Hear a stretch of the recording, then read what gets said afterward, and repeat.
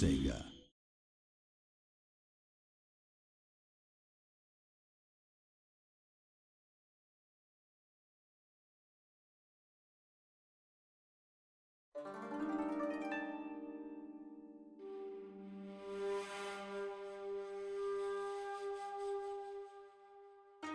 Beauty and harmony, governed by one eternal law. All that begins must end.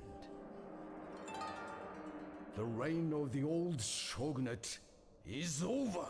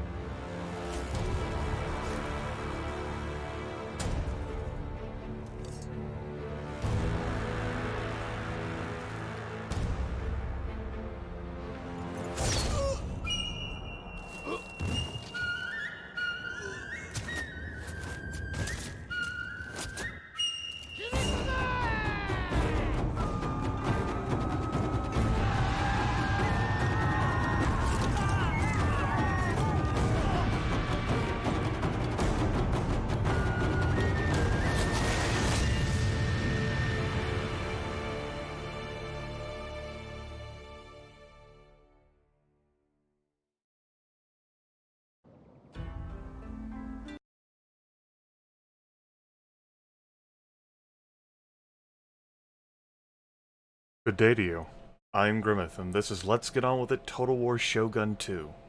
This playthrough has been brought to you by Rodney Hodder as part of the Rewarding the Warders opportunity I offered years ago. This video will serve as an introduction to Shogun 2, to my inexperience with it, and to the user interface. If you're uninterested, then skip ahead to next time, when I do actual gameplay. Just keep in mind that I ain't doing an expert or even well-informed playthrough here. Shogun 2 is a turn-based strategy game with real-time battles, though those battles could be paused at any moment. The game is set during Sengoku Jidai, the Warring States period of Japan, where feudal clans vied for control. The primary goal of the game is to become Shogun, capture Kyoto, hold it for 4 seasons, and survive the realm divided by your actions. We'll have to contend with political machinations and outsider influence. I hadn't played Shogun 2 until this year. I'm familiar with other Total Wars. I spent many hours with the original Rome, Medieval 2, and both Warhammers, along with a dash of Empire and the original Shogun.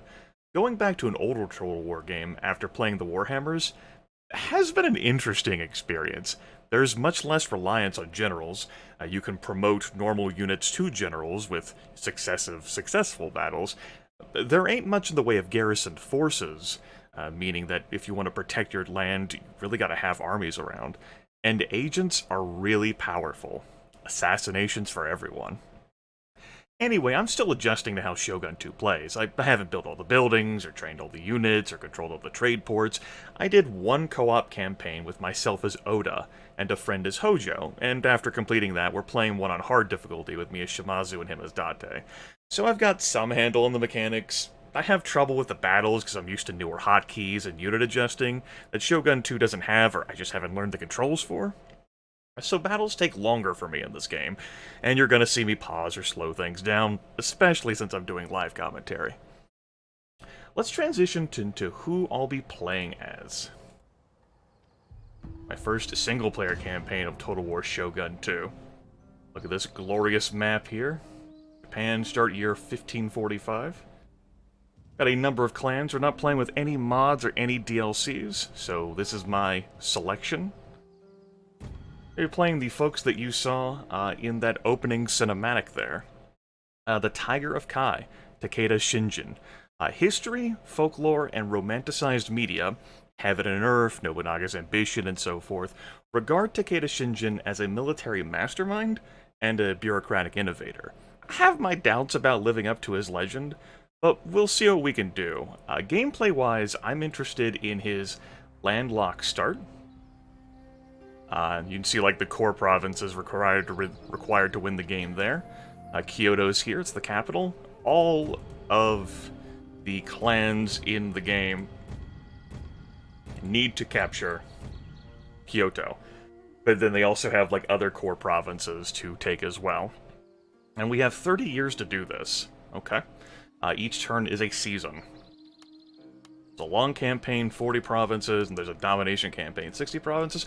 We'll stick to short campaign for this. Yeah. I wanted to play, like, a landlocked nation, which this is. Takeda has a cavalry focus, which I'm interested in doing. This is also my first time seeing the initial challenge. So I played a bit as Oda, that's hard, and then I'm currently doing a Shimazu one, which is easy. Takeda is hard, okay. Sure. See them there. Right. I'm going to up the difficulty to hard as well. So, initial challenge, hard. They have a cavalry focus, and I want to do that because I haven't done much with cavalry in the game. And I wanted to see a clan in this game that I hadn't already played myself or seen my friend play. Here we go, Takeda. I don't know whether they've got their own cinematic. What's more options here? Okay.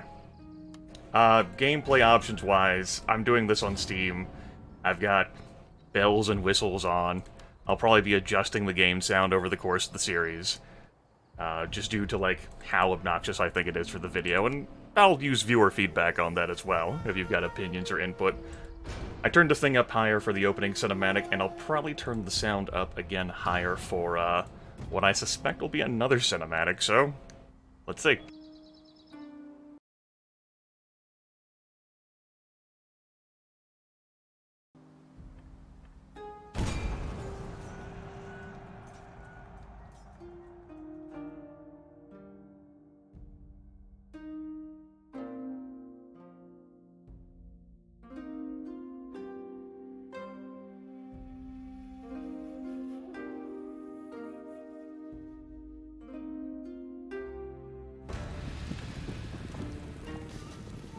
Or 45.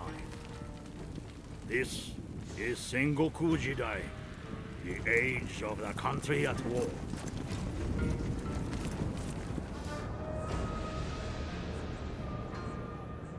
For 200 years, the Ashikaga shoguns have ruled from Kyoto. Great splendor and power were theirs. Now the overmighty clans no longer obey. The time has come for a new warlord to become Shogun.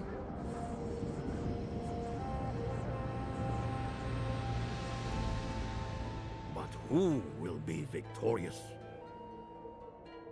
Takeda lands have always provided for our people. Our enemies are many and envious. They threaten our borders and look for any weakness. To be Takeda is to be born in the saddle. We are master horsemen. Our cavalry astound all. Let others march. We ride. We fly. Like storms in the mountains, we thunder in battle.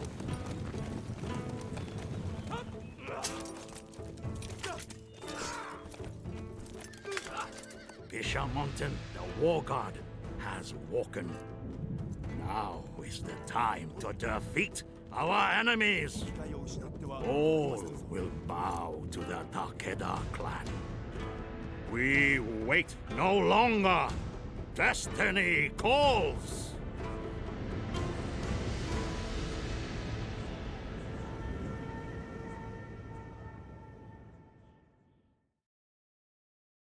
We are the Takeda. Masters of Kai province for centuries, we have always faced aggression from neighboring clans. While we have come to terms with the Imagawa and the Hojo in recent years, the Shinano warlords have been unrelenting in their crusade to seize our lands and crush the clan. Our first priority should be to ensure that an end is put to the Shinano incursions. The Murakami of North Shinano have repeatedly invaded Kai, so bringing them to heel will afford us the chance to build up our military strength. From there, we can proceed into South Shinano, establishing a position at the heart of Honshu, and securing a source of quality stone to supplement our construction and trade efforts. Our relationship with the Imagawa has grown strong in the recent years, and I recommend keeping this as such. Their aid would be most welcome should hostilities resume against the Hojo, and we expand into the Kanto area. As our clan grows in stature, the Shogun is bound to take action against us. Our proximity to Kyoto makes us a potential threat to the Shogunate, and we must be prepared to withstand his attempts at subjugation. If they do not relent, then we will be forced to take action ourselves for the greater good of Japan. In that event, we must be prepared to fend off all who would attack us, no matter from where that threat emerges. If the Shogun wishes to halt our expansion, let him come here and reckon with us himself. I wouldn't consider us to have a close proximity to Kyoto, but I reckon it's closer than some other clans. Alright. Shinano warlords. Well, once we may have considered the Murakami allies, our prosperity and might has led to conflict between us. The Shinano warlords now invade from the north, engage their army so that they may bear witness to the might of the Takeda. And for 4 years, we will instill fear in enemy units, which reduces morale. I'm not used to the single-player missions in this game, as I've only played a multiplayer. If our daimyo is to become shogun, military ruler of all Japan, we must defeat the current shogunate. Okay. Where is it? Game settings. Where are you? Look, I can't do this right now. I have to talk already the way it is. I can't have you talk. I don't want to compete with you. So, mountain ranges. We have like a starting single-player army that's, you know, prevalent in many Total War games. Single player, that's someone to tease you, start us off. Map, you can see Kyoto at all times, the seat of the Shogunate. Event messages, objectives, gives you a display of things that you need to do along with active missions, various clans that you have contact with at the time, along with your armies. We have no fleets, our provinces and other provinces that we know of nearby, and agents if we had any. Clan management, we are obscure, our fame will grow, and as it grows, it's basically as a warning, where if we become too powerful, the Shogun says, that's it. you're dead to me. The realm is divided, and everyone comes at you. The rules of the game change, which is something I enjoy, where like it takes the rules of like normal gameplay, and then when you cross over in like that territory realm divided, it puts the normal rules away and pulls out a separate toolkit for you've become too powerful, and your opponents acknowledge your threat. The AI, as is the case in video games in general, has its quirks that even I, who don't have much gameplay experience with this, can tell. Sieges can be problematic for them. They overestimate their strength there. But it is nice to play a game where there are rules for all of the AIs recognize you have become too powerful and come at you. That's something that can be used in other video games. Yeah, a little clan screen. We've got like a tracker here for the various members of the clan, and we can adopt folks into the clan. We have the Tiger of Kai himself here, 24. Doesn't have much in the way of rank. He'll be earning honor. Yoshinobu, Roko, and then we have two brothers. Records here. Over in the screen's diplomacy, where we can have a chat with people. Currently, everyone is friendly with us. Well, not everyone. Those three are. And we'll meet other people over the passage of time. Master of the Arts, we have two separate tech trees. One of them covers warfare primarily, and the other covers like bureaucratic things. Allows us to build markets, we can get like rice exchanges, that's just like an upgraded market, post roads and stations, get upgraded like farms, get extra happiness, extra honor. Improved diplomatic relations, increased tariffs, and over here you've got stuff like, hey, fire arrows. Those are really nice. Fleets engaging in night battles. Extra accuracy for bow units. Over here is plus 50% ammo for bow units. Stuff like that. Alright. Alright. That's that tech screen. Over here is finance. You have an overall slider for taxation. And you can have the AI auto-manage taxes. I've never bothered with that option. It shows you where your lowest public order is in a province. Well, which of your provinces has the lowest public order. You can see we've got quite a bit of public order here. That's primarily due to our resistance to invaders, by the looks of things. Alright, cool. Down here we have Castle Town as well as the province as a whole. These things in the province can be rated. There is fertility in soil. For example, our rice paddies don't exactly have a great deal of fertility right here. But the more fertile the province, I forget where to look at, like, fertility. I'll have to look that up. Because I've looked at fertility before. Might be thinking of a different game. I can just look at it here. And that basically, like, governs, like, how much wealth you're gonna get from the building. It provides food, which is used for upgrading your castle towns. So, like, if I wanted to have a stronghold, which would actually give me a garrison, for example, would give me an extra build slot here. We've also got some trails for roads, and we have a special resource here in this province, pastures for horses, which give me superior war horses. Alright, that's basically the interface. We've got a small starting army, led by a brother, with our special light cavalry. Some Ashigaru, which are basically like peasantry. And then some Yari Samurai, which are spear wielders. And in here we have the daimyo himself, who's bloodthirsty already. And he is lucky. So a slightly reduced chance of being assassinated, which is not bad. As they gain experience, they'll level up and gain skill points that you can slap into a variety of different things. I'm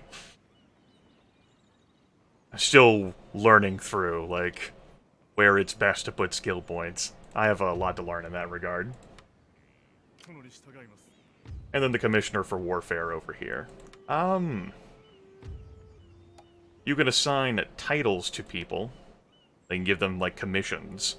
As the Commissioner for Warfare, he provides a -2% of the cost of recruiting all units, and there is a slightly reduced ability cooldown time for all units under his command. The other commissions are like supply for replenishment rate and campaign movement range for specifically like his unit. There's finance, clan-wide tax rate, and reduces upkeep cost in his army. And development, which reduces the cost of constructing buildings across all provinces, and reduced resistance to invaders in provinces conquered by this man. Alright. I think that takes care of the little summary overview that we need to do. Next time, we get to work. It is spring. The land is beautiful. It changes according to the seasons. We have a number of folks to interact with, and we've got a fight here to engage in. Looks like a bunch of Ashigaru trash. Just a little warm-up fight that we're supposed to have. I'll talk to you all later. Take care.